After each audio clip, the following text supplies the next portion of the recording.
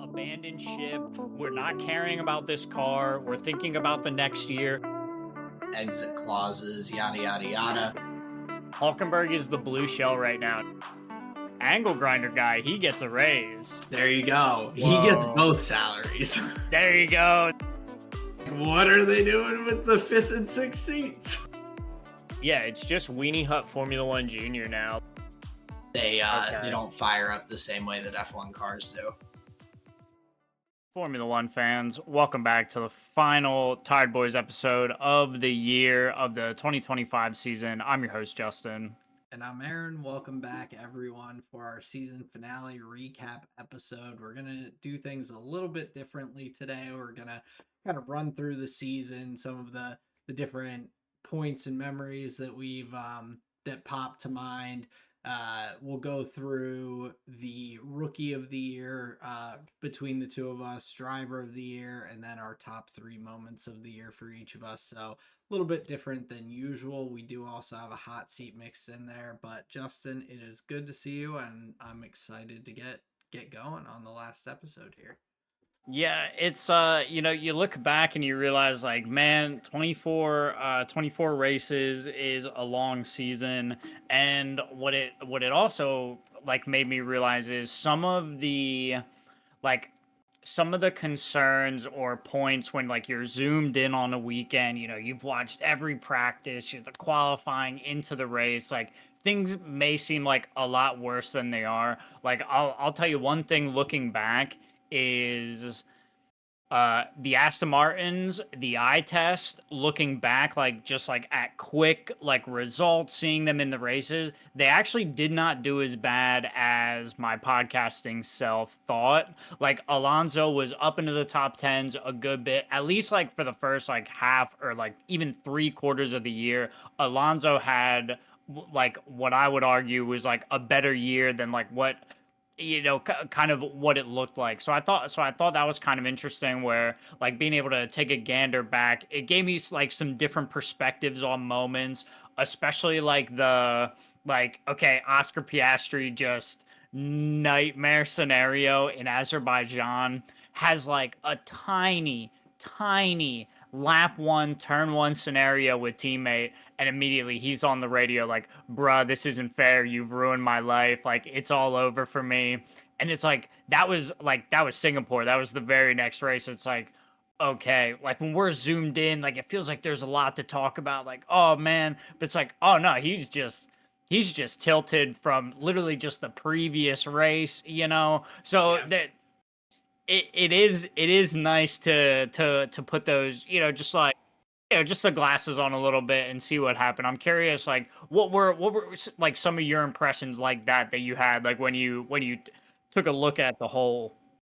Yeah, I mean, I think one of my biggest first impressions just looking things over was and kind of looking through each of the drivers was how impressive of a season George Russell had, actually just genuinely in that Mercedes. That was it was P2 in the Constructors Championship. That's because Red Bull's second seat struggled a lot, and the Ferraris just had a pretty down year in comparison. But he was on a tear. He had 4 podiums in the first 6 races. He's the only driver to pick up wins outside of Max and the McLarens. And I really, looking back, I was looking through the each section of races. I'm like, man, he was really just constantly putting himself in a good spot. Had a really strong season there. And then looking at kind of the overall with the different teams, and like you said, looking at Aston Martin, similar with Williams, like they had such a strong year as a whole, even though Sainz and Albon kind of struggled at different points of the year. They kind of flipped a little bit partway through, but P5 in the constructor standings, it's their first time being that high in a decade. And so There were some really really fun different things to look at across the season, and I similarly enjoyed looking back and kind of uh, picking through these with a little bit of a fine tooth comb here and there. Well, I'm actually glad you said that about the Williams team because I think that's another one where like time watching this motorsport has like softened my opinion of some things, some drivers, and Carlos Sainz I've definitely gone the other way on. He is like I think he is just an overall net positive for teams. He's, taking these programs and bringing them to like podium positions. So yeah, I think that's a great shout for the Williams. And Carlos Sainz, I think, is a driver that is, pushing himself and everyone around him, to do better and accelerate them up the grid. So yeah, that was a treat to watch. Both him and Albon. I think Albon probably have more tough Sundays overall, that kind of thing. But yeah, I think the Williams was like I said, a treat to watch. Yeah, and it's interesting looking at them just because they did have their fair share of struggles from both sides. There were four DNFs for Albon, four Mm. DNFs for Carlos. One did not start for Carlos, and so some really like tough moments, and to still like bring their team that high in the constructors standings by the end of the season. I think it definitely speaks to the quality of Carlos as a driver and Albon. I think he had a pretty solid year as well. Carlos just had those high highs, but yeah, I'm looking forward to getting into this a little bit more. Um, Looking at kind of how the season progressed, we went through and we talked about breaking up the sections of the season into kind of four quarters, six races each. And so part of what brought George's performance like to my mind was just looking through these first six races, seeing the results, seeing that he had those four podiums in six races. While the McLarens were just looking extremely strong early, and then Max was kind of always in the mix there along with George, um, but the McLarens really kind of carried on from where they left off in 2024 and had a really strong start to the year in the first six races. Yeah, especially Oscar. Like he was dominant, and I think even late into the year, I think his early uh like his first quarter of the year was just really strong. 4 wins, 6 races. I mean, damn, that's really strong. So yeah, I think the McLarens were just kind of they really when did I mark that? What was it? Like Saudi Arabia or Bahrain, maybe like yeah, even Japan, it was kind of like, okay, and the McLaren seemed to be like they're gonna be like the team to be. Okay, in round four, Bahrain. That's what my note. McLaren began looking like the team to beat at this stage. They're like way ahead in points at that point. So yeah, just like really dominant. I have like one of the key battlegrounds like early in the year. I thought Japan like ended up being a pretty big race. This was a significant battle between Lando and Max. You have some battling like even into the pit. So like these guys are just getting aggressive like really early in the season. Is that the This one will, where Lando said Max pushed him into the grass? yeah, but he's like trying to Yeah. overtake in the pit lane, like just like way out. It's like, okay, man. So like, but even that's round three. They're getting in the radio, like trying to Mhm. get advantages. This is team orders come in for McLaren, and then you get the stat, and this is where the argument for Max being like the driver of the year, like it's just and there'll be a bunch of them I'll bring up, but this is four in a row for Suzuka. Historically, like driver circuit, tough circuit, like just really difficult race. Max is winning four in a row, and here in 2025, taking the win at in Japan. So I thought, like I said, Japan was like one of the big battlegrounds, and then again in the early stint, I thought Miami was a pretty pretty big race. We have a couple engine failures for a couple of, like, the back marker teams. So now we start to see some like reliability in the heat and these sorts of things. But yeah, I thought that was another like significant race there. Yeah, I think those are a couple of good highlights from the start of the season. But in particular, like that, talking about Japan, I think yeah, it was pretty early Japan Bahrain where it was like, okay, this is gonna be a tough year, and easily through the first six races for a tough year for anyone who's not a McLaren fan. Seeing Mm, how strong they looked early, we definitely got some mixing up later in the year, but in that second quarter, the races 7 to 12 from the Emilia Romagna Grand Prix down to Silverstone, there were a lot of kind of big moments for in terms of the championship there, particularly on Max's side. He hmm. has kind of his two lowest points of the season there, with Spain, where he gets the penalty. He lazily just runs into the side of George Russell, gets penalized down to P10. And then Austria with Kimi Antonelli just unfortunately taking him out in the DNF there. That was kind of where Max had his biggest struggle across the season, while the McLarens both just kind of continued their similar performance and looking strong through that second set of races there. Yeah, I mean, if you're just looking at if you're just like looking at the top constructor, top finisher, it's a lot of orange on the balance sheet. Like it's a lot of orange. Like no matter how you look at it, staying in the early block of the year, I couldn't believe how crazy Australia was.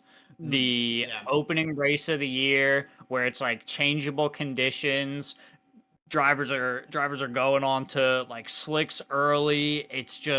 It was just such a crazy race. This was like his nightmare is my nightmare. I want this guy to win so much. The Isak Hadjar spinning on the formation lap in the wet. Lewis Hamilton's dad telling him like, "Yo, like you'll get another opportunity." So like I mean, just the toughest imagine start. I can't imagine being in his shoes and the last race of your Formula 2 career, Yes, you get the did not start on the start line, just stall out and can't finish the race, and then to go into your first race of the season, formation lap, and to crash there and not start the race, like that that's enough I to know. get into anyone's I psyche, know. and that's just it's heartbreaking to see how it started, at least for Isak. And and it's these reasons, like, and I'll talk about him later as just overall just one of the highlights of the year for me, personally. Like I really enjoyed watching it his first year, so like we'll get to that. But yeah, just thinking about the early rounds, like it was pretty exciting, like overall. Yeah, but that opening round in Australia in particular, which normally Bahrain is the opener, but this year we had Australia, made for a pretty interesting scenario. Again, I really enjoyed China. That track is just ends up being really fun. So yeah, I thought a fun, early quarter to the year. You had highlighted some of Max's races. The Austria, that's round 11 where Mhm. Kimi Antonelli just slams into him on turn 1. Yo, my God, that is just like my number one favorite moment of this year. That clip is so funny.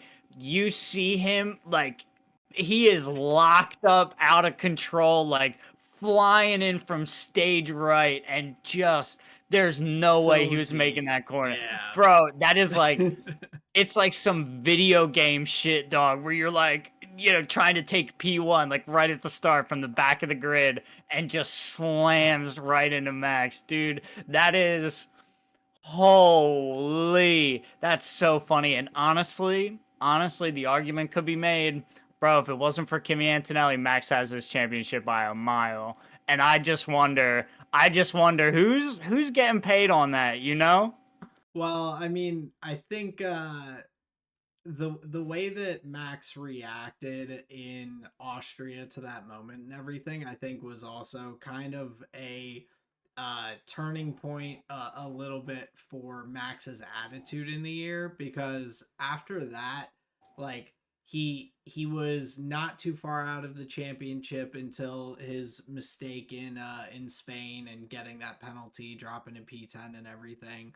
He's like losing more points and all, and then in Austria to get taken out, I feel like that was a reset for him, to the point where he's like, I am out of the championship. Whatever happens, happens. I'm gonna do as well as I can, and that's like kind of when things start to turn around um, for him, and he starts to make that push shortly after. But also just the way that he was interacting with like Kimi Antonelli and some of the other rookies across the season, like with Kimmy came up to him at the end of Abu Dhabi and like apologized to him like in the paddock and all, for because he only lost by 2 points, and he's all upset, and Max was like is like, dude, it's good, like we're fine, like everything's okay. And like you could hear Kimmy on the radio at the end of Abu Dhabi as well, like he's like, oh, Max, like, what, how far back did Max finish? And like 2 points, and he's just silent on the radio. So like seeing him after that moment with Kimmy, and just hopping out of the car being like, hey, it is what it is, like I feel like that was an interesting point in the season for Max's trajectory. Sure. So to your point, that's where you get the like, he's kind of playing with house money. He's not. It's kind of freeing almost, Yeah, to be in that position where you're like, well, I'm not expecting anything at this point, so what is there to lose? Where I think like if you look at it though and say, oh, without Kimi Antonelli, Max doesn't, or Max wins the championship and all. There's so many points across the year that that you can look at for any of those top three drivers and just be like, ah, if only XYZ didn't happen. I think it just happened to be Kimmy twice. So yeah. No, I'm just gonna blame it on Kimmy Antoinette. Like that's a clear one. It doesn't matter. I think there's a again to your like low points of Max. I think the Spain round 9, I think that race might be the best race of the year.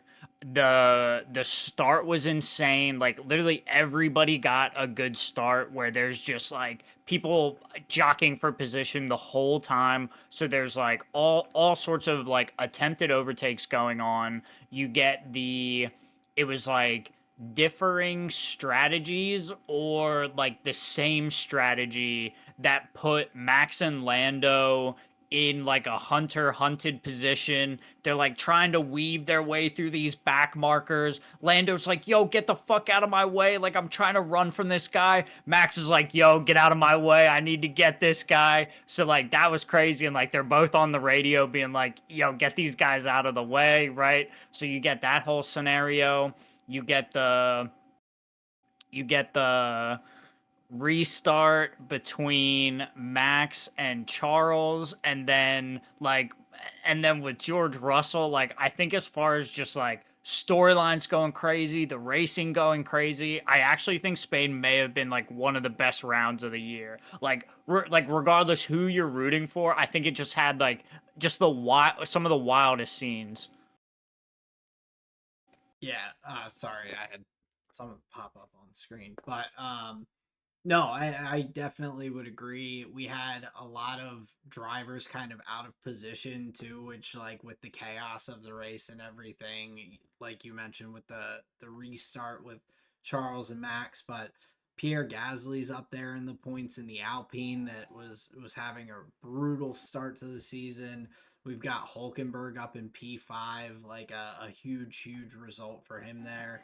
And so all of this, yeah, the differing strategies, the timing of the safety car just kind of threw everything into the blender a little bit to make an interesting race. And the circuit there in Barcelona is a very racy track as well. Hmm. So definitely a fun one to highlight there.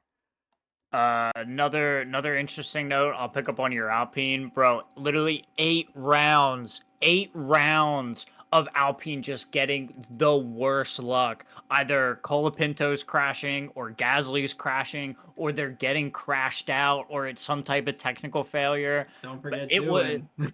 no, I know, man. So like, it was not until like a decent piece into the year that Alpine like really got any traction. So that was kind of like in Monaco, Alpine's just woes continue.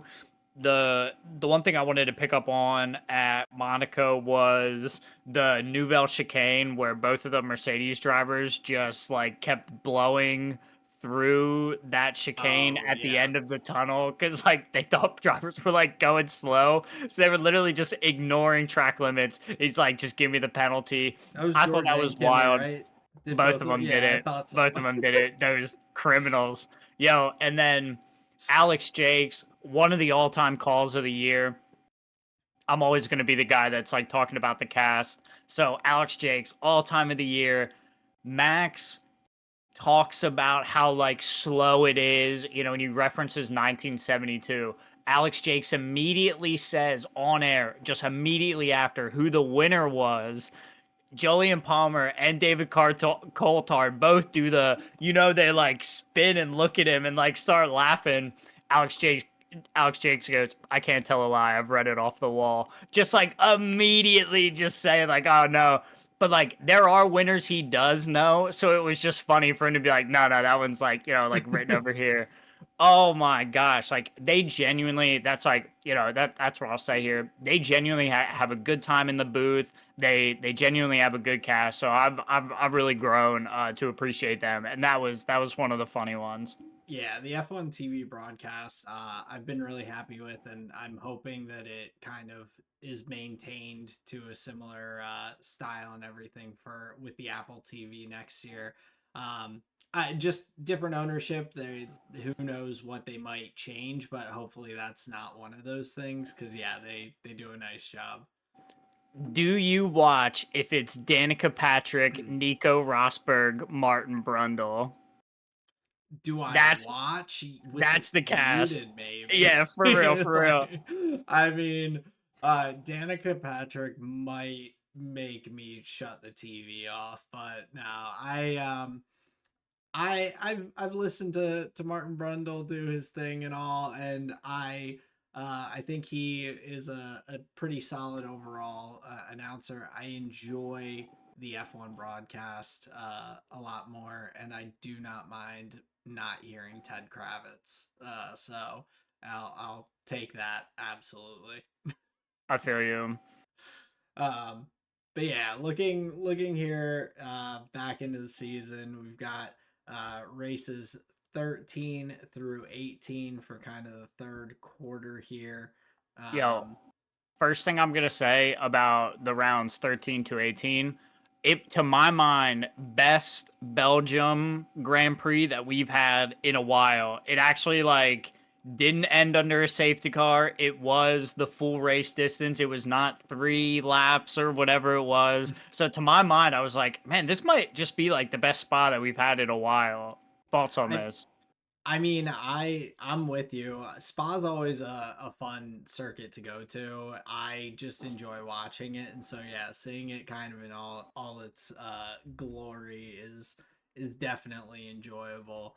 Um, and overall, I mean, just this section of the season from Belgium up through I guess it would be Singapore. It was a very interesting little section of the season. We've had uh all the way through to Oscar Piastri starting his kind of slide at the end of the season in Baku. But Yeah, some very good racing here throughout the season. Isak Hajar's podium in the Netherlands, another big highlight that we had at this point in the season with Lando colliding into the back of Oscar. So definitely some pretty exciting moments in this stretch here. I'm pretty sure Lando crashing into Oscar. That was Canada. That was Was it round 10. Canada? Yep. Yep. 100%. Was that the DNF where Lando's car died then? I guess that was. Uh yeah, that likely happened later. Yeah. So sorry, yeah, mixed those up, but the No, all good. Isak getting the podium there, huge moment for him on the season. No, I big time agree. Belgium, the McLarens get 1-2. They're at two. They have like a 250 point lead at this point in the year. I think about at that point, if they lost that lead, it would just have been like cataclysmic. So like even like at about the halfway point, you're looking at like McLaren is okay. They're just the back to back constructors championship. I think Spa may have been Piastri's just best race of the year. Goes insanely aggressive on Lando through Eau Rouge down the Kemmel Straight, gets the overtake done, locks up the win right from there. Just like, oh my gosh, just the stones on this guy, like crazy overtake, like honestly. So I think that was one of the best races. This was Lewis Hamilton going like P17 up to like P5 or something like that. So I think Lewis, like, tough year, but I think he had some circuits and some tracks where it's like, okay, there's the experience. He's done a million laps on this thing. Like he really knows how to drive. So I think as far as like kind of like historic, not historic, but what's the idea? I'm not as good as I once was, but I'm as good once as I ever was. Like that type of deal. Like I think this year's spot for Lewis was that. Yeah, and I mean that's one of those Lewis Hamilton drives, like race engine penalty back of the grid and then climbing his way through and all, and it showed, yeah, it showed a lot of his skill is still there. And I think overall, looking at Ferrari, it's understandable for him to have this much of a struggle throughout the majority of the year. I mean, he really, like, he and Charles are both clearly very good drivers, and for them to be beat out by Max Verstappen solely in the Red Bull, just shows that the team or the car is just not where it needs to be. But Lewis had a lot of struggles, so it was nice when he had those moments. And got some solid finishes or a good drive like that through the grid. I agree. Round 14 was Hungary, just one of the all-time radio messages. Leclerc gives his treatise on managing issues. This was the like, you know, Oh, this was the you gotta listen to me. Like I would have found a way to manage these issues. And Julian Palmer's like, oh man, is that message still going? Like it's just like printing words on the side of the screen. So I thought that was pretty funny. And if you remember, like in the moment the Max Verstappen's, their hope is just gone. They're looking at the scoreboard going into the summer break because Hungary's the last round before the summer break. Dude, 9 points between Oscar and Lando. These guys are just trading wins all season. They're literally just like just pushing each other just the whole time. Max is like 100 plus away. The Winstappens are looking at each other like, I don't know, man. I think we throw in the towel. So from that position, if you're, if you're a Max enjoyer, it's looking pretty bleak. And I remember even you were like, I don't know. Never mind. I won't go there. but you were very like, hey, I'm just taking it one race at a time. No expectations. I'm just gonna enjoy it. Yep. So even you were like, oh man, I'm back burner these hopes and dreams here. It's my So Hungary was strategy. like, Set your hopes low and you won't be disappointed. Or so set your expectations low. exactly. So Hungary was like an important round in that sense. The Netherlands was probably like my favorite podium. That was Isak Hadjar P3, and then you could tell it was so funny. You could tell the F1 movie had released because it was just like cha-ching, cha-ching, cha-ching. Every time David Coulthard could mention like, oh, that's like in the F1 movie. Like, oh, sweet, that's like something you'd see in the F1 movie. Yeah, and I there were that middle section of the season had a lot of that. I feel like it was Monaco too, where it was like Monaco was just before it was coming out because every video board like coming out of the tunnel, they have that big video board, and it would just always be like Brad Pitt's face on it. Sunny Hayes up there, yeah. Yeah, so yeah, that's definitely that sounds about right for timing wise. It's funny when they yeah, when we have a crossover episode with the that fun movie. Yeah, and then the Netherlands, another round that was just like kind of funny, just shenanigans.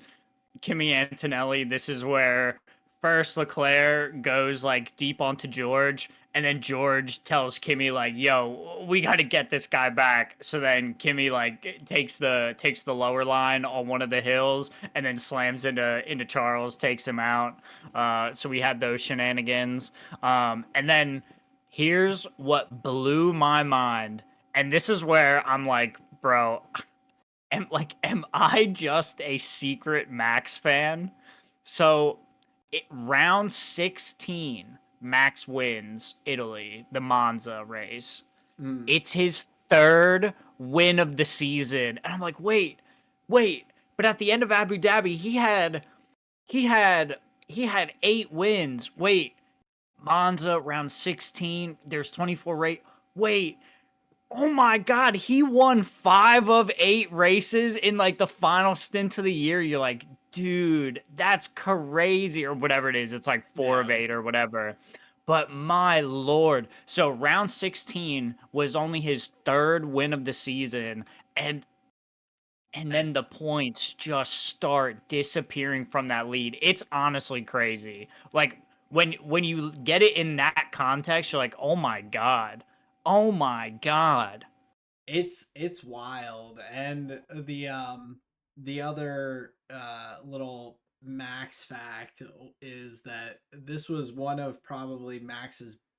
probably his best performance in Singapore, the only race on the calendar that he has yet to win still after this year with George Russell taking the win there in Singapore. So Mhm. he still can't quite can't get over the hump. He's just not quite good enough there. Well, and I want to talk a little bit about Azerbaijan, but if you remember Singapore, yeah, one of George Russell's two wins on the year, which is Yep. crazy. But so he had pole position that race, won it from pole position. So solid performance, like you'd love to see that.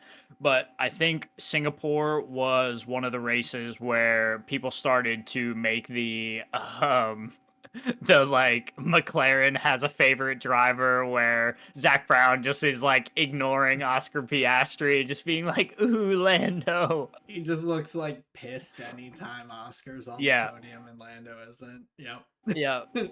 So then I want to go back to Azerbaijan, round 17, Yes. arguably where Piastri takes the most disadvantaged position that he's in the championship like over the course of the year. Like this is just bar none the worst day of the year for him.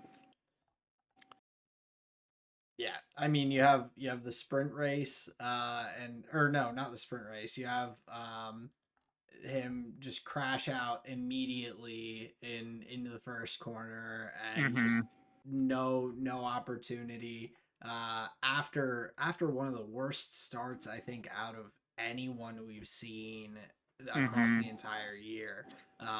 So super weird way for it to go for Oscar there. The only DNF of the day, like just a brutal one.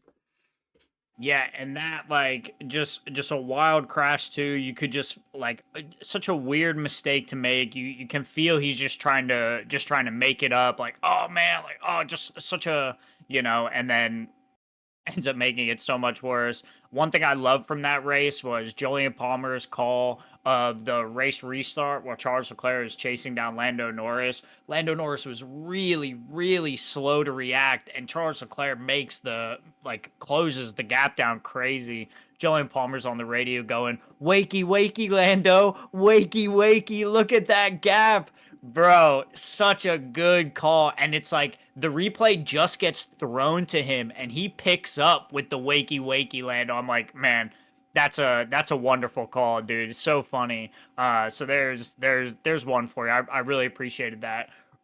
Azerbaijan, though, I think key race in the championship overall. You want to talk about battlegrounds. I think in the second quarter of the year, I think it has to be the Netherlands. I think it has to be Azerbaijan, and then arguably Singapore is like pretty important because no points went to like the top runners. Mm, The 25 bagger didn't go to any of the top ones. yeah. Well, and talking about the Baku Grand Prix just a little bit more there. That's Hmm. Carlos Sainz's first podium of the season as well. Yep. Has the two on the year, so another just big result there in Baku for him. And so really solid part of the or race uh, and battleground for the season, and a great opportunity for Carlos to pick up that P3 there. But yeah, Singapore was definitely George was just very impressive putting it out there on pole and then just going pole to finish P1. Um, and just overall solid performance from him there, like you said, with the second win of the season. Yeah. Big time agree. And then the fourth quarter of the season, rounds 19 to 24. I feel like from Circuit of the Americas on, these were just the craziest 6 rounds. Just the craziest 6 rounds of racing because it all weaved and managed to make its way into just like, you know, a a setup for like a wonderful finale to the year, right? I think the end Yeah, to this year was just lights out. I thought it was like just so exciting. yeah, Except I for Vegas. I definitely wish Vegas was earlier in the year. I I think that Miami might be good to the McLarens, but the rest of America was definitely a tough stretch with Las Vegas and the U.S. Grand Prix. The U.S. Grand Prix, we have the sprint weekend there where we have Oscar getting hit into Lando, taking them both out in the sprint. Um, then in Las Vegas, the double disqualification. So a lot of kind of chaos here at the end of the year in that final stretch from the Circuit of the Americas. Dude, Mexico was just the wildest start that we've had. That was so crazy with both Max and Charles Leclerc just like going wide into turn one, like way wide, like taking the exit road. They pop out in front of Lando. So then they like just immediately try and give the positions back, but they're like racing. Everybody's like stopped up behind them. Bro, it ends up like just giving like Lando just the freest of air. We get another just legendary radio call, but this time from George Russell. That's in Mexico. I want to talk about I want to talk about round 19, just Circuit of the Americas. I thought it was really cool. The Ferraris like coming back into the fight, like into the final rounds, mainly like just for like race wins, nothing for the championships. But I thought Leclerc and Lando battling for just lap after lap after lap at Circuit of the Americas. I thought that was one of just like the best moments of the year. Some of the best racing we've had all year. So I thought that was exciting for the US Grand Prix. Yo, but then back to Mexico, man. Russell's got something up his butt. That was just the funniest thing ever. That was yeah, that was definitely an interesting. We had some pretty good radio messages across the season. We have it must be the water. We have I've got a McLaren in my ass. Yeah. We've got some good ones there. Um but yeah, very very feisty George on the radio as he's battling. So this might just be like I've watched almost 100 movies this year, so I might just like have that on the brain. But listening back to that radio message, the way George Russell is like, he's like, I've got a car in my butt. Okay. He goes, okay. It's just so funny. And it's like, I feel like if Quentin Tarantino was writing dialogue for a racing movie, like he would have written George's line just like that. Just like that. I was like, man, that is just so perfect. Um, the other thing that was really good about Mexico was Ollie Behrman P4. Mhm. Yeah. Crazy from the Haas team, by the way. Yeah, super super impressive from him there. And just had really really solid pace throughout that race. Esteban Ocon P9, so double points for the Haas team there. Um, but yeah, very very strong performance. One of Ollie's best of the season. Um, just a really impressive drive from him there in Mexico. Brazil has to just be your favorite race of the year. It just Uh, has to be.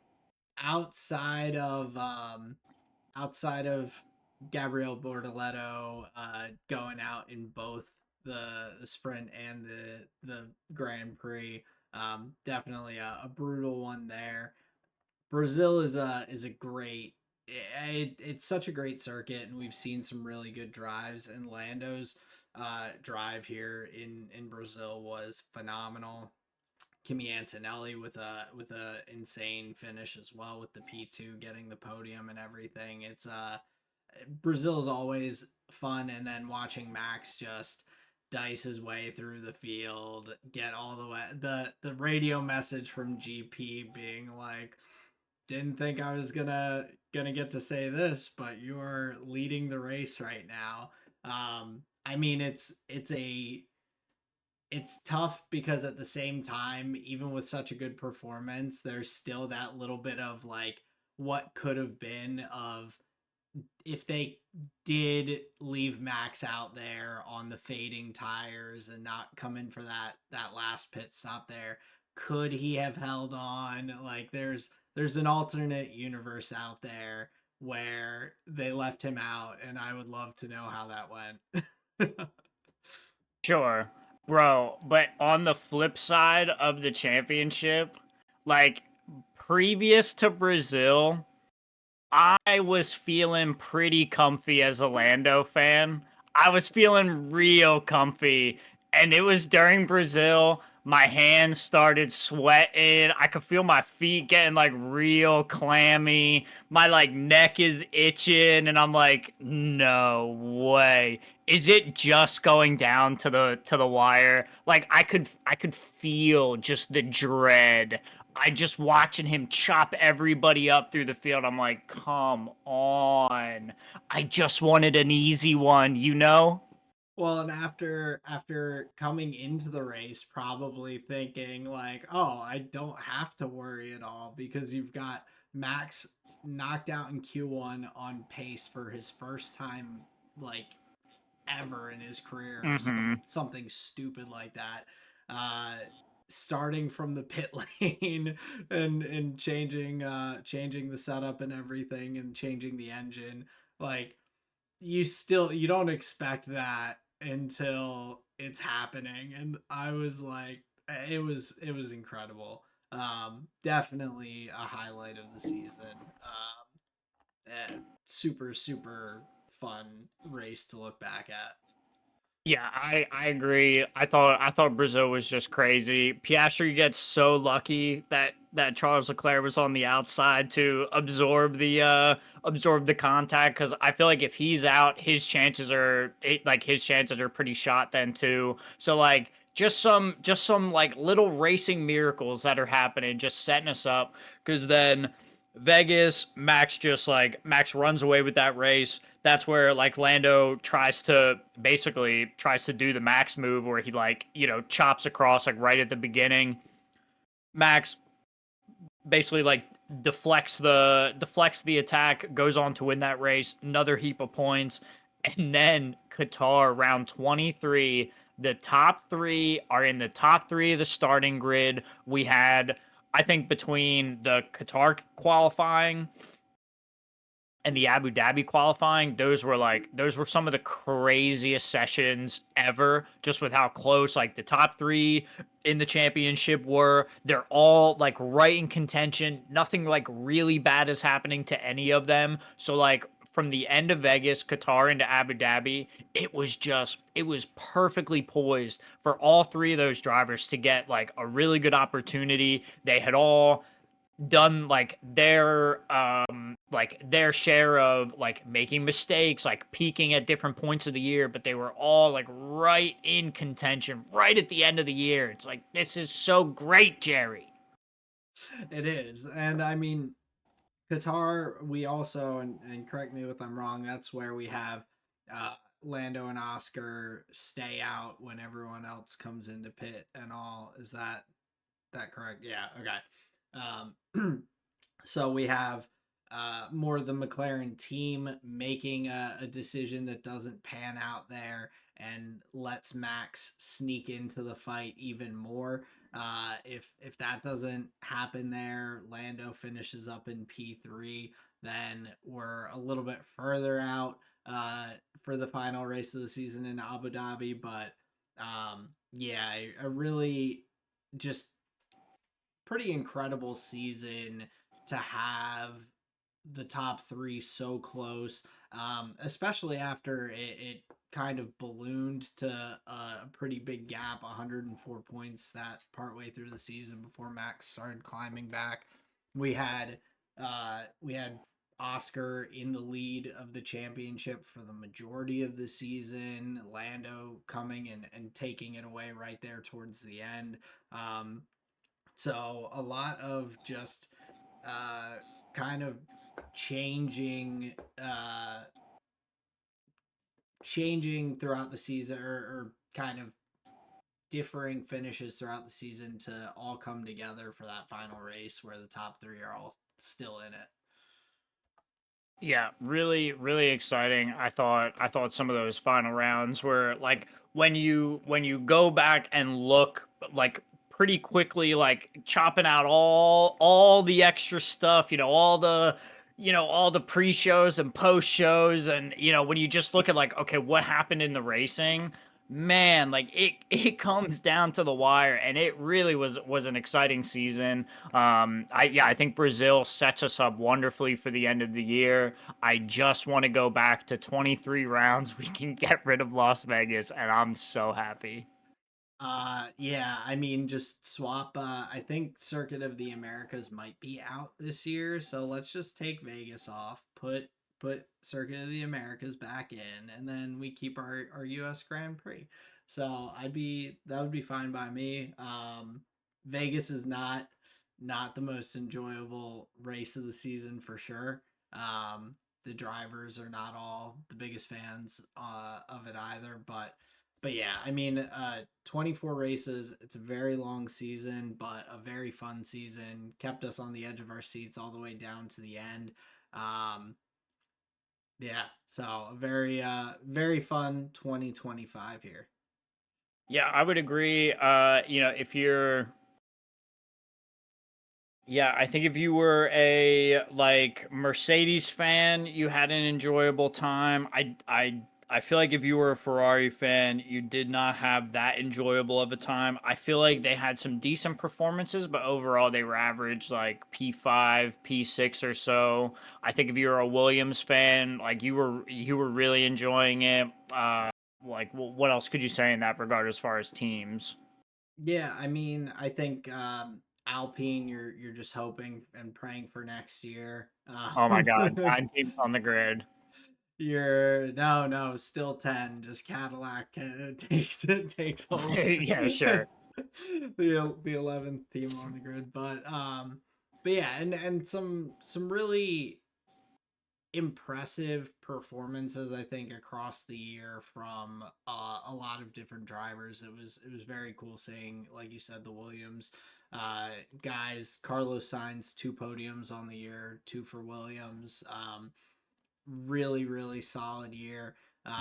We had a lot of kind of chaos in the Red Bull camp across the season, which made it pretty interesting in that aspect as well. With Hajar being the second best performing Red Bull driver on the season in the Racing Bulls car. Um, but yeah, definitely a some good highlights there. Fernando Alonso 24-0 in qualifying against Lance. You My got man. some good highlights, and even Gabby Bortoleto um, finishing P19 in the championship. But he picks up 19 points. The Kick Sauber team was a huge surprise because coming into the season after getting one or yeah 1 points finish last year with Zhou Guan Yu, to come into this season and they get a podium. Nico Hulkenberg's P11 in the driver's standings. Bortoleto picks up 19 points, had some really solid performances for his year. There's definitely some positives kind of all across the grid. Yeah, the Hulkenberg podium was round 12 in Great Britain, Yep. So which is very which is very exciting stuff for them. yeah, and massive like their their team had just been at the back of the grid, and Hulkenberg like P11 in the standings is nothing to turn your nose at. Like that is a really solid season um from a team that we expected to struggle and kind of focus on 2026 and start putting all their preparation and planning into the Audi outfit for next year. Um, but they continued to bring improvements to the car and put together some really impressive drives across the season. Yeah, big time agree. So that's kind of the just the general breakdown of the year, kind of throwing out some highlights there, kind of throwing out some funny moments just all across the season as a whole, 24 races. We're just kind of cherry picking our favorite moments. Obviously, we ignored like all qualifying sessions, all sprint races. To be fair, the sprints to my mind, like they're really not like the most exciting thing. It's just Yeah. like it's just like a light race and whatever. But yeah, so that's just kind of like the tail of the tape as far as just the Sundays go. But before we get into the next segment, I'm gonna put Aaron in the hot seat for one last time this year. But before we get there, just wanted to say a big thank you to our listeners who were tuning in every week and joining the conversation here about Formula One and motorsports as a whole. So just wanted to say thank you very much. We'll be taking a break over the holidays, obviously, but we will be back for testing in 2026. So just want to say thank you very much to everybody listening. Yeah, we really appreciate you spending time with us across this fun 2025 season. So we'll look forward to you joining us again next year. But let's jump back into the episode, and I'll jump here into the hot seat for the last time this year. We have some like superlatives to do, so like who's our favorite this and that. But yeah, before we get there, we're gonna put Aaron in the hot seat. I debated how we could do this. Can I just throw just the most ultra hardcore insane questions at him for the end of the year? And I was like, well, maybe that's like maybe that's too hard. Is there a way to do a hot seat like for the year? I don't know, but I was like, oh no, I'll just take a bunch of previously guessed wrong answers and see if he can do better than he did previously. So, if you've been listening, you may have heard these before. For everyone following along at home, we got 5 questions, 3 multiple choice answers each. We'll provide him. We're going to put Aaron in the hot seat and how well he just knows the hot seat in general. So, Aaron, are you ready? Yep, as ready as I'll ever be. All right, so I hope I picked some easy ones for you actually. In 2016, the Austin Grand Prix was one of the most attended due to the championship battle raging between Hamilton and Rosberg. What singer performed on the Saturday night before the race? Was it A, U2, B, Elvis Presley, or C, Taylor Swift? That would be C, Taylor Swift. Nailed it. All right, cool. Off to a solid start. Thank God. Question number 2. What is the name of the large circular stone structure that has a fan viewing section on top on the inside of turn 16 at the Baku Street Circuit? Is it named A, the Tower of Fire, B, the Baku Tower, or C, the Maiden Tower? C, the Maiden Tower. Nailed it. Very Okay. good. All right, here we go. Question number 3. How many times has Ferrari won their home race at Monza? Is it A12, B17, or C21? C21. Correct again, sir. Okay. Question number 4. Going back to one of your favorites. What year did Ayrton Senna win his first Brazilian Grand Prix? Was it 88, 90, or 91? That is A, 88. Dude, the same trap that you did last time. Oh, The same no. trap. It's 1991. Okay. I All right. it's um well, no, we'll get through this question 5 first. All right. A high speed, full commitment racetrack that requires full focus, ending on a DRS zone straight for overtaking. How long is the pit straight at the Qatar International Circuit? Is it A, 1 kilometer, B, 850 meters, or C, 700 meters? A, 1 kilometer. Ding, ding, ding, ding. He gets it correct. Oh my God, you were So so close to a close. 5 from 5. I it's tough because I remember the questions as you're saying them, but then I am like second guessing if I answered what I'm about to answer. Right. And like, yeah, so the Maiden Tower, I couldn't remember. I think I said Baku Tower last time. Mm-hmm. So I got myself on the right track there, but I knew the Senna one was gonna be that one did trip me up. So not too shabby for the redeeming hot seat here. Not too shabby. I didn't throw any trick questions at you. Didn't throw any bonus points. Just wanted to do, a nice, just a nice run of the mill one here for the end. Solid job, sir. You did great. Now let's get into like some of the superlatives, some of the interesting things, or conversations across the year. Yeah, so I think first we'll jump over to the rookie of the year conversation, and so I just wanted to kind of go through my thought process. We had quite a few rookies on the grid. We had Jack Doohan, Franco Colapinto, Gabby Bortoletto, Liam Lawson, Ollie Behrman, Kimi Antonelli, and Isak Hadjar. Um, and so looking at these drivers, the top three rookies for me were Kimmy, Ollie Behrman, and Isak Hadjar. Um, I was really impressed. The three of them had some very strong performances throughout the year that kind of shone in different ways. Kimmy Antonelli, the highest placing rookie of the season, but being in the Mercedes, he had some really strong performances. He also had his fair share of struggles here on the year. We have Ollie Behrman, who finishes with the most consecutive points finishes in Haas team history with 5 consecutive races in the points. Isak Hadjar, we have the podium in the Netherlands. Um, so as I'm narrowing it down, I my final conclusion that I came to, it was very tight between Ollie Behrman and Isak Hadjar for me, but I went with Ollie Behrman for my rookie of the year. Hadjar had a couple of tough stretches throughout the season.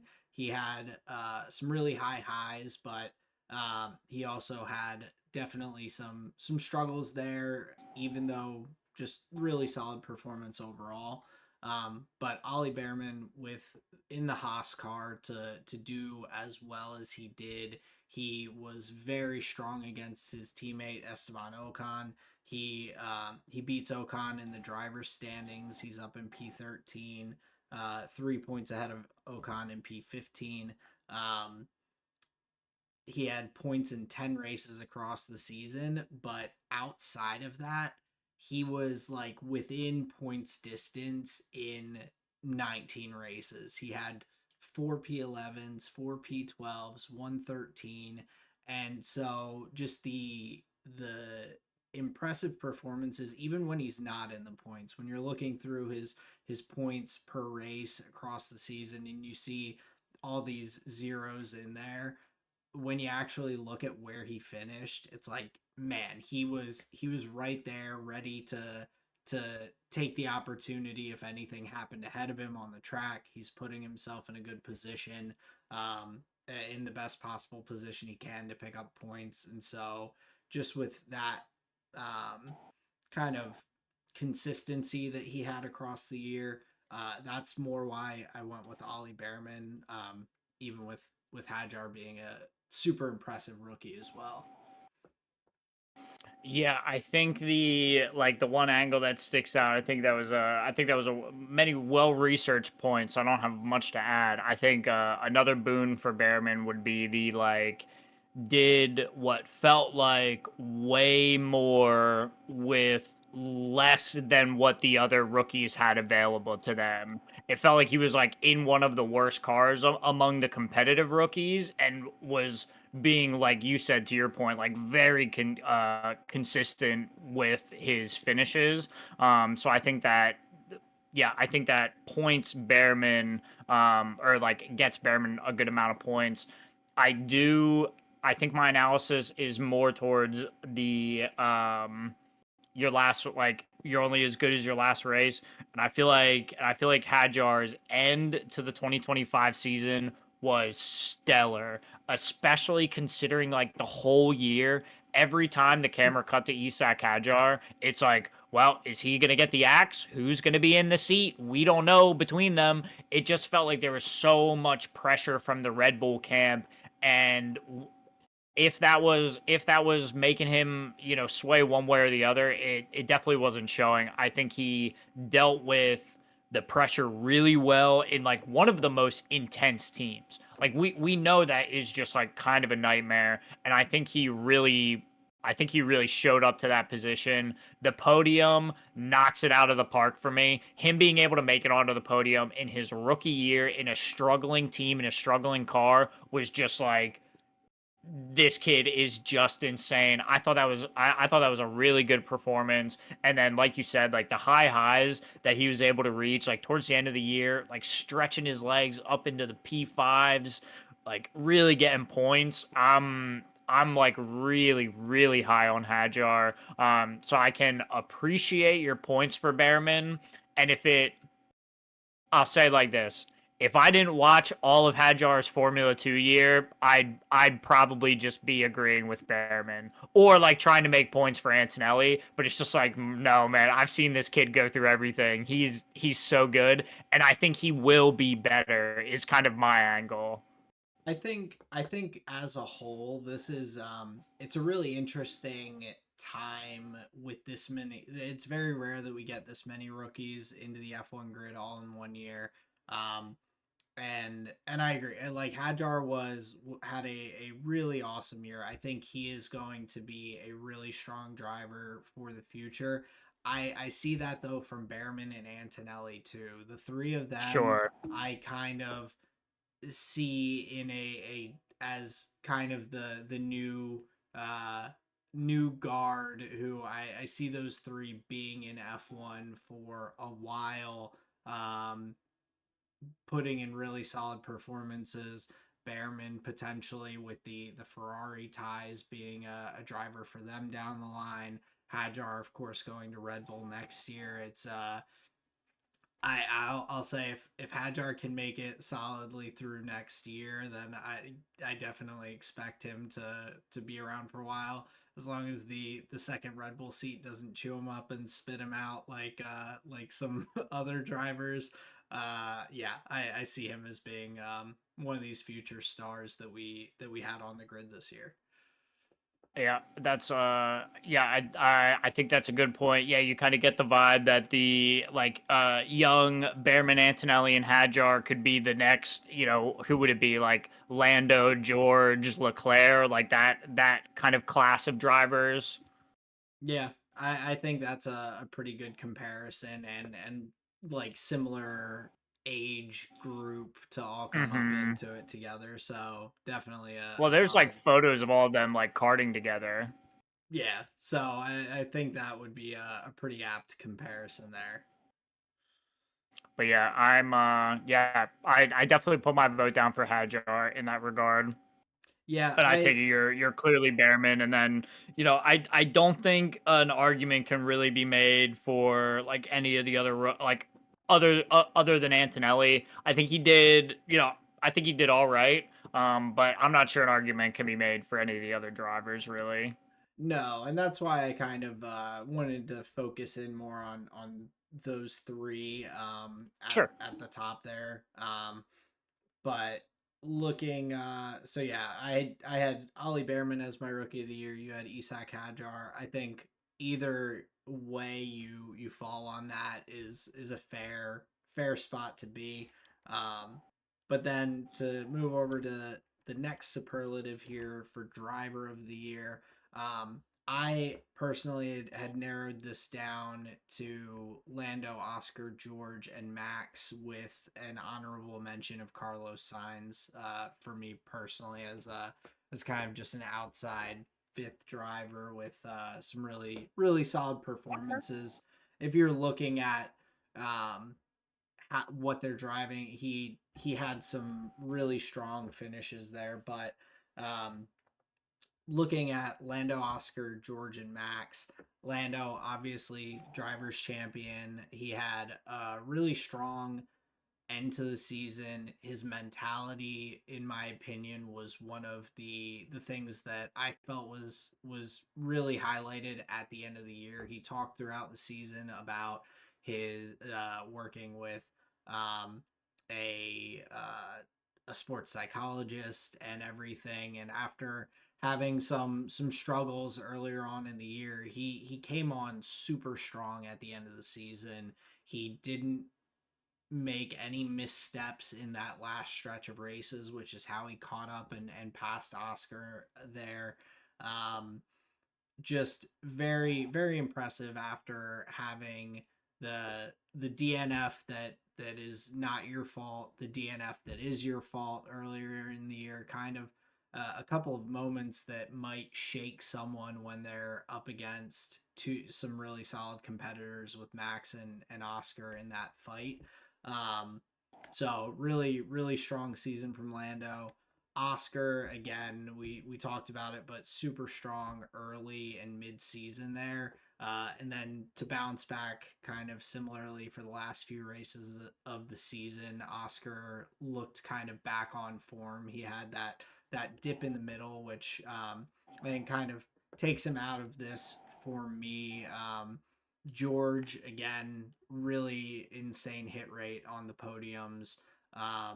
For the Mercedes car that didn't seem to ever, or very rarely seem to be the front runner car that could quite compete for those race wins. He picks up two of them on the season and just has a really solid year overall.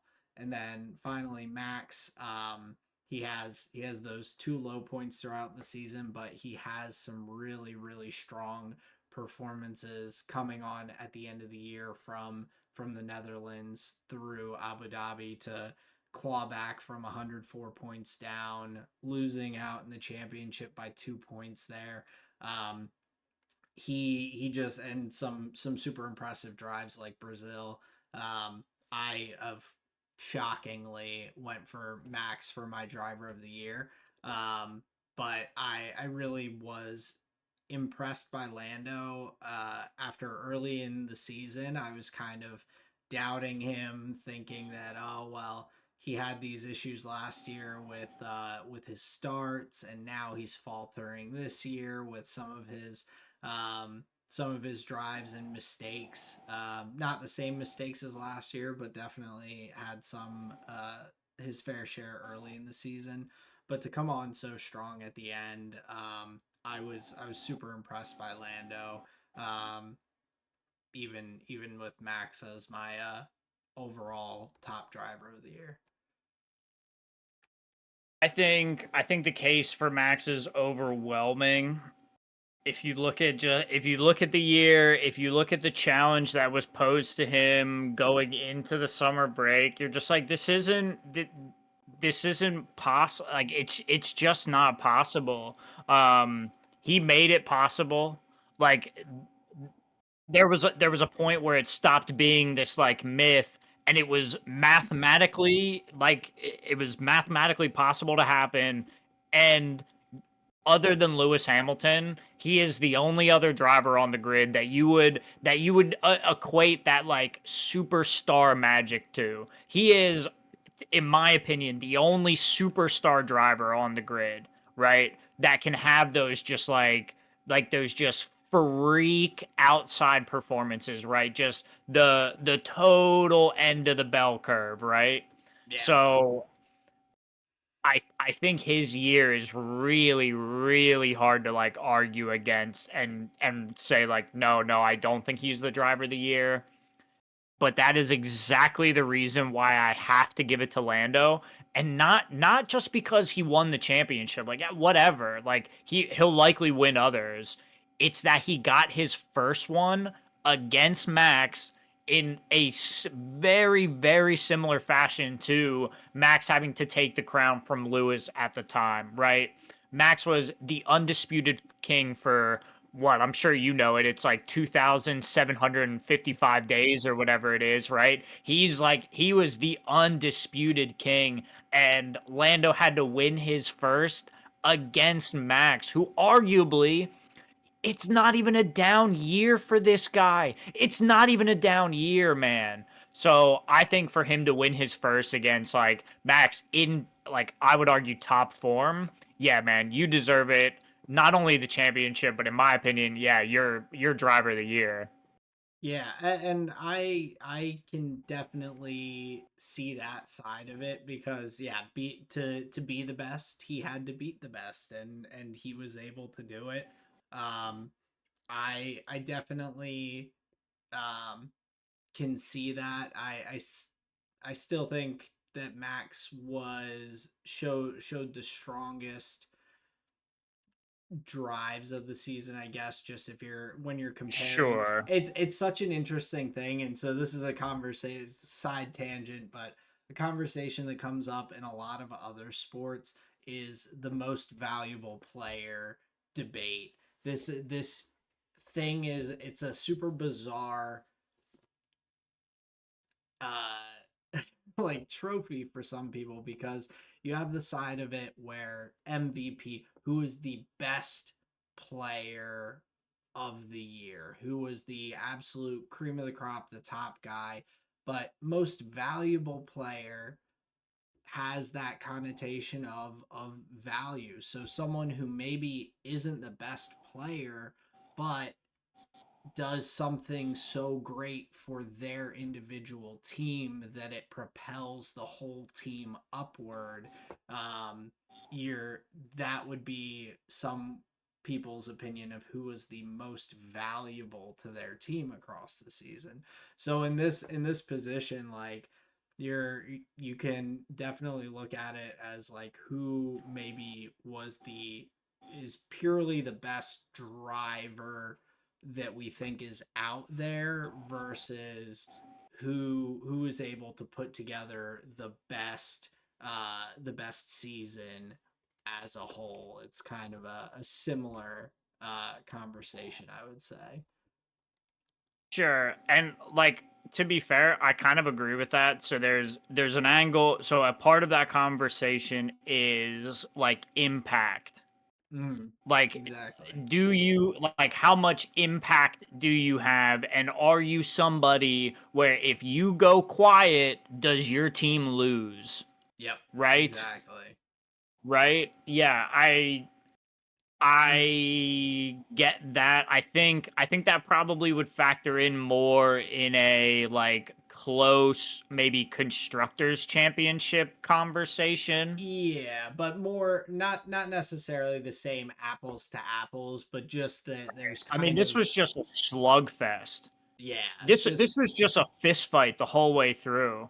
yeah, just two sides of the same coin almost with looking at the two of them and like I said, like I can definitely see your side with Lando as well. Like he really he is very deserving of that championship. I think halfway through the season, how the first half went for him and the mistakes, if you told me Lando was the champion at the end of the year without me knowing how the rest of the season goes, I would go, man, that McLaren rocket ship must have really hooked it up for him. But no, it was his performances. It was his, like I said, his mentality that he carried through into the later stages of the season. He overcame a pretty significant deficit to Oscar as well. I think it was up to almost 50 points at one point, which is two race wins away. And he was able to turn it around and take the championship and yeah, against Max for his first is very impressive. I mean, like that's saying something. Like Yeah. if he didn't have to do it against Max, you know, and Oscar, yeah, he's not looking that great at the end of the year. It's just like out of championship drivers, like in like at the front for the final races. That's gonna, you know, it's not gonna hit the same. Yeah, I mean he had two wins in the last five races as well. So some really impressive drives from him. But yeah, overall, I I still lean towards Max. There's probably some bias in there, of course, but um, I was very impressed with Lando and Oscar and George across the year. Like the four of them really stood out to me as the top four. They're top four in the standings for a reason. Um, but yeah, some impressive driving that we got to see. Yeah, you're biased and I'm objectively correct. Ah, who knows? I know I think it was Autosport put out their top 50 drivers of the year and Max was number 1 across all like motorsport. Yeah. So, Wait. Well, even yeah. ahead of Kyle Larson. Yeah, fair. They probably didn't watch the year then. I They probably didn't. They're just coattail riding there from the previous string, but um Yeah, I don't. I mean, in that regard, I just don't know what it feels like to be wrong, so I can't relate. yeah, that's fair. But Yeah. we'll hop over here. This one we can be a little more subjective on because we have a top 3 moments of the year. Um I have that mine in order for me personally, but Yeah, go for it. yeah, but for my number 3 on the top 3, I have Isak Hadjar's podium in the Netherlands. We have the Lando DNF that lets Hadjar sneak in there, but like we've talked about with a number of different drivers over the years, like he was in that position to pick up that last spot on the podium. Had put in a really strong drive throughout the year, and just the excitement on the radio afterwards, and just that highlight, and how it's kind of propelled him forward here in his career, jumping up to Red Bull next year. Huge moment for Isak Hadjar. For my second moment of the year, it was the overtake of the year for the Formula One awards, but I was going through some highlights, and the Max overtake on Oscar at Imola, where he just slingshots his way through, was just a super exciting highlight from the year. The cast of it, seeing the onboard, seeing it from overhead, it's still ridiculous that he made that stick without any contact. Props to Oscar for giving enough space and everything, but a pretty incredible um, move there. And then my number one was Nico Hulkenberg's podium at the British Grand Prix, his 239th race. He now also holds the record for most races in before getting his podium, with 238 races before securing his first F1 podium, which is um, pretty unbelievable for someone to be around that long, um, to show how good of a driver they are, and to finally get that podium finish is just super exciting for Nico Hulkenberg. Um, a highlight of his career to this point, and of course we get to see him continue on next year into the Audi outfit with Bortoleto. But those are my top three moments of the year. I think I touched on a bunch of mine as well. Mine from the bottom up as well. Hadjar podium, big favorite for me. I really enjoyed that one. I thought that was great.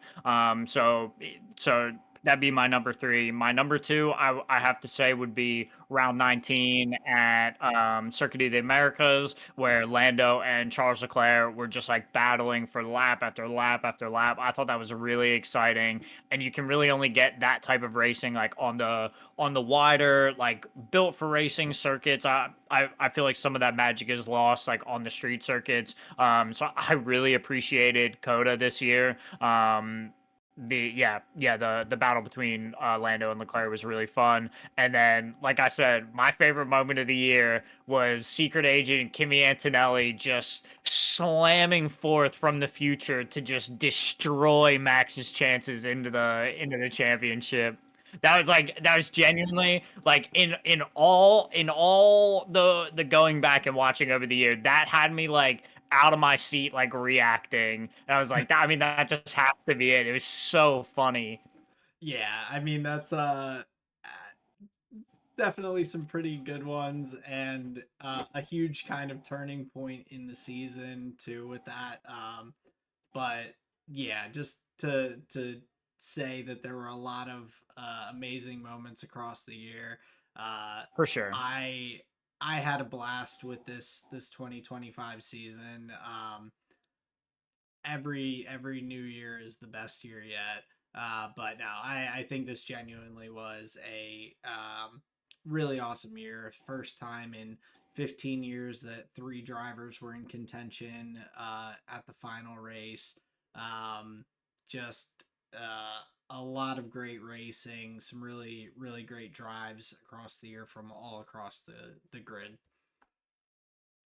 Yeah, I mean, I think I just have to agree. I think it was a really fun year. It was nice to get like a really competitive year for the drivers' championship specifically, where it felt like since 21, it was just a few like max victory laps, and then like a competitive like constructors, but this was like drivers fight down to the wire. A couple really exciting qualifying sessions there towards the end. I was always in the chat being like, "Bro, that was the best Q3 of the year." Like I thought it was genuinely really fun. So yeah, 2025, I would definitely be looking fondly back on. That's for damn sure. Like, where were you for the Hulkin podium? We're gonna be asking Yeah. that forever. Oh yeah. There's just a lot of yeah, a lot of fun to be had across the year, but we'll close out this episode unless you have any final notes before we head over to the cooldown lap. Nope, I've made all the jokes I had. Sounds good. So as always, we'll head to the cooldown lap here to wrap out the episode. We're doing it a little differently. We have the rose, thorn, and seed, but this is kind of for the podcast for the season, kind of focused in on that. And so, Justin, why don't you hit me with your rose, thorn, and seed for the year? So my rose here for the year is the hot seat. That was the best idea I've ever cribbed. I had so much fun putting those together, like for each of the episodes, because not only was it a way like for me to like inject laughter, like part of it was like just to make you laugh with like the questions or the answers or whatever it was. So like it was a really way to inject fun into the show. And then like on the back end, like I actually learned so much about each of the circuits. Like, and for some of the circuits, like there wasn't a lot of history to learn, but you go back and look at some of the like really historic venues and races, it's like, man, 75 years is a long time. So I think it is just forever adding to, just my knowledge of Formula One and just my love of Formula One now. So I thought that was really great. My thorn, I believe I want to be a little more like more adaptive and kind of forward thinking for the show. I feel like I'm a bit maybe like slow to move or fearful in some regards, as far as like different aspects of having a show. But like all things to learn, all things in time. So small thorn in that regard. And then my seed here, I'm just really looking forward to 2026 because I think 2025 was such a good year. I think we've added so many good elements to the show. I think the show is just like cleaner, better, funnier, more info. Like I think some of these episodes this year have just been the best version of our show that we've ever done. So I'm just like really excited for 2026 with like new teams, new regulations, and just getting to keep improving and keep doing what we doing what we love, because this is really enjoyable and it allows us to follow the motorsport that we love in a way that like maybe it can bring value to somebody, and that's like really fun, and I really like that. So I'll definitely be looking forward to the 2026 season. Very, very nice. I have a lot to kind of uh just agree with through mine. My rose, and so I deviated slightly with my thorn. But my rose is that we, like you just said, we've continued to grow with the podcast. We've been able to um come up with new ideas, and I think that we've successfully implemented a lot of these things. We've um, even just something like updating our video editing software made my life a lot easier, allowed me to do a bit more with that than we had in previous seasons, and so that was definitely an awesome thing for me. And so my rose is, yeah, just the growth of our tools and our system as a whole. My thorn is more just related to the season. We didn't talk about it really during the episode today, but I am bummed that Yuki is going to be out of F1 next year. I'll be happy to see him when he's around the grid as the reserve driver and all, but I will definitely miss him. I understand why he's out. but I've enjoyed having some Yuki in the grid.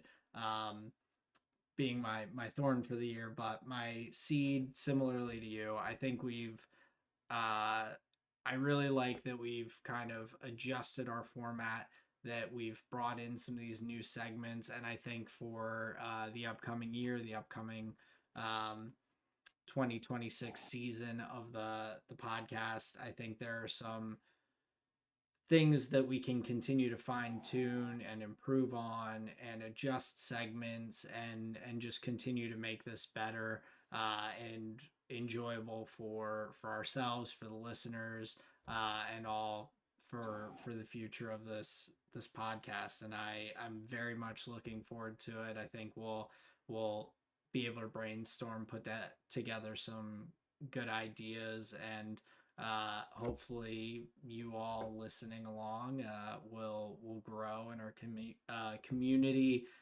here, that our fans of F1 will get bigger and just bigger and better. So yeah. I know you didn't. I know you didn't plan this one, but if you had to make a rec for all of 2025, like a show or a movie that you saw in 2025, doesn't have to be from 2025, but like from a flavor of the week, like what would be your all-time rec for the year? Ooh, I think I would go with. Ooh, just off the top of my head, the first thing that came to mind was the show Silo on Apple TV. The second season came out this year, and it was it's a very good show. It's tense, exciting, thriller atmosphere, and so I think I would go with that for my um, top recommendation for the year. So anyone who's getting Apple TV to Interesting. watch So like, F1, there you go. do you find you enjoy shows more than films, Um, like on average? I think I watch shows more than movies. I think setting aside like a couple hours to watch a movie is sometimes feels like a lot when I feel like sometimes it can be tough. Colleen and I have actually gone to the movies like I think 3 or 4 times now this year, which I think helps me a lot to like Hell yeah. have that separation and to sit down and watch. When I'm here at home, I do find it sometimes difficult without like a specific plan to just sit down and watch through a movie. It's a lot more manageable in my brain to watch like a show with 30-minute episodes or something so that I can kind of, if I need to, I can break it up without feeling like I'm just stopped halfway through and looking for like a stopping point or something like that with a movie. So I would say I definitely lean towards Okay, watching shows more, just the convenience side of it, but not to say I necessarily like one more than the other, I guess. fair. Okay, no, that makes sense to me. So yeah. Yeah, But interesting. So Silo from Apple TV, that's solid. Okay, cool. yeah, how about you? Do you have a recommendation for the folks? I mean, with I over was 100 scrolling movies on the air. through uh it's technically 93 films. I don't want to be hyperbolic in that regard, but dude, when I saw that number, I was like, God damn, that's actually a lot. That's probably the most movies I've ever watched in one year. So You like if anything to me, like that's just like the cool thing. you But need to if watch like of 7 all the more movies in the next 9 eh, oh, days. how many days do I have? How many days? Um, I I watched a lot of movies. I watched a lot of like bangers too. Like I watched a lot of just like 5 from 5s. Just like many people will tell you these are 5 from 5 films. But if I had to say like, man, of any of them, you gotta watch this one. I This may sound crazy. I think it's 12 Angry Men Hmm. from Sidney Lumet.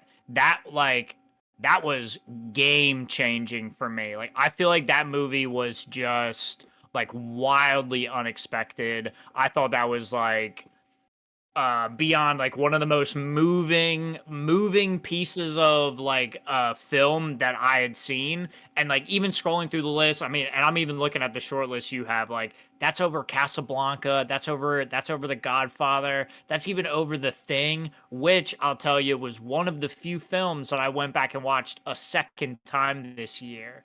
I was Okay. like, I gotta see that again. So like that's even over a movie that I watched twice. I only saw 12 Angry Men once, but man, it like it did something to me, bro. So if there's like any movie that I could recommend over the year, I think it's that one. It was genuinely like one of the best films I watched all year. Nice. That's awesome. So yeah, Yep. 12 Angry Men and Silo. Check them out. Um, but yeah, that does wrap out the episode and the podcast for this year. We've got some preseason testing not too far into the future here. We're very looking forward to it with the new engines, all the new regulations. But Justin, it has been great being with you and with our listeners here for the full F1 2025 season. I've really had a great time doing this, and I'm looking forward already to next year. Lando Norris with the number one on that McLaren car. Looking forward to it in 2026. We will see you all there. Thank you very much for listening to us this year. Hope you guys have a happy holidays and a good new year. Thank you very much for listening. Peace out, everyone. See ya.